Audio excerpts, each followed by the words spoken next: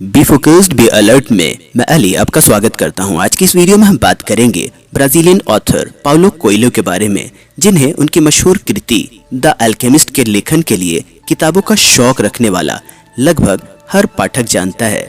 उनकी मशहूर किताब द अल्केमिस्ट की 65 मिलियन से अधिक प्रतियां बिक चुकी हैं। उनकी ये किताब दुनिया के किसी भी जीवित लेखक की सर्वाधिक ट्रांसलेटेड किताब है।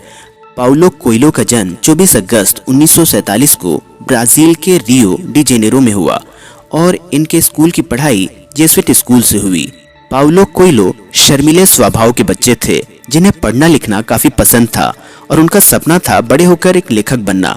पर उनके माता पिता उनके इस ख्वाब से और ख्याल से सहमत नहीं थे और वो उन्हें एक वकील बनाना चाहते थे, क्योंकि ब्राजील में एक लेखक के रूप में वो अपने बच्चे का भविष्य अंधकार में देखते थे और उन्हें अपने बच्चे के इस ख्वाब की वजह से इतनी चिंता होती थी कि परेशान होकर उन्होंने 17 साल की उम्र में अपने बच्चे को मेंटल हॉस्पिटल में एडमिट करवा दिया और 20 साल की उम्र से पहले ही पाउलो वहां से 3 बार भागे।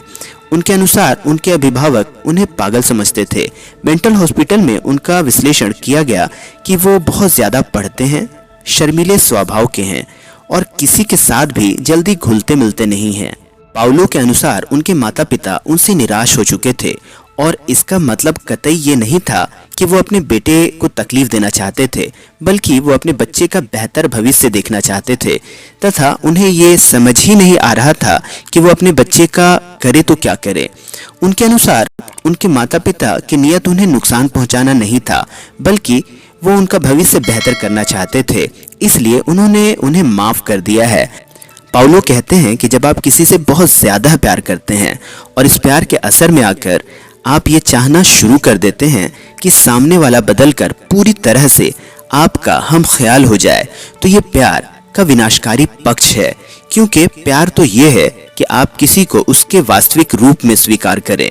ऐसी हालत में ये कहा जाना चाहिए कि मैं आपसे प्यार करता हूँ, पर मैं करूँगा वही जो मेरे लिए बेहतर है, और ऐसा करने पर आखिर में आप ये महसूस करेंगे कि मैं सही था। शुरू में वो अपने माता पिता की इच्छाओं के आगे झुक गए थे और लेखक बनने के अपने ख्वाब को छोड़कर उन्होंने वकालत की पढ़ाई शुरू भी कर दी थी। पर जल्द ही उन्होंने वकालत की पढ़ाई छोड़ दी और एक हिप्पी बन गए और इधर उधर सफ़र करना शुरू कर दिया। ब्राज़ील वापस लौटने के बाद उन्होंने सॉन्ग्स लिखना शुरू कर दिया, पर उनके कुछ सॉन्ग्स के बोल क्रांतिकारी विचारधारा से भरे हुए थे, इसलिए मिलिट्री गवर्नमेंट के द्वारा 3 बार उन्हें गिरफ्तार किया गया और उन्हें जेल में बहुत बुरा वक्त गुजारना पड़ा, जो उनकी जिंदगी का बहुत बुरा अनुभव रहा।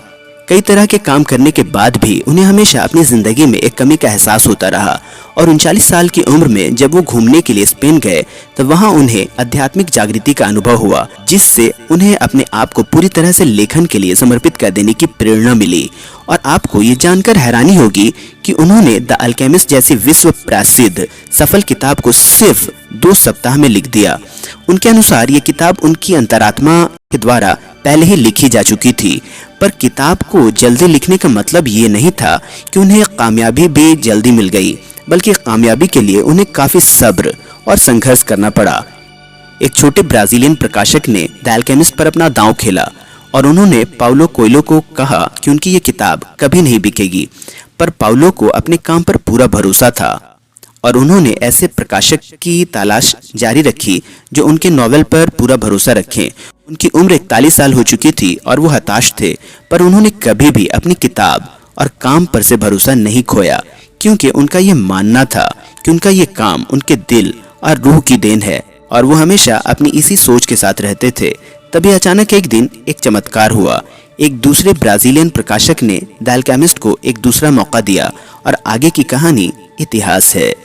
द अल्केमिस्ट दुनिया के सबसे ज़्यादा मशहूर और बेस्ट सेलिंग किताबों की सूची में शामिल हो गई और पाउलो कोएल्हो का नाम दुनिया के मशहूर लेखकों में शामिल हो गया, क्योंकि जब पूरी शिद्दत से आप कुछ पाना चाहते हैं तो पूरी कायनात उसे पाने में आपकी मदद में जुट जाती है।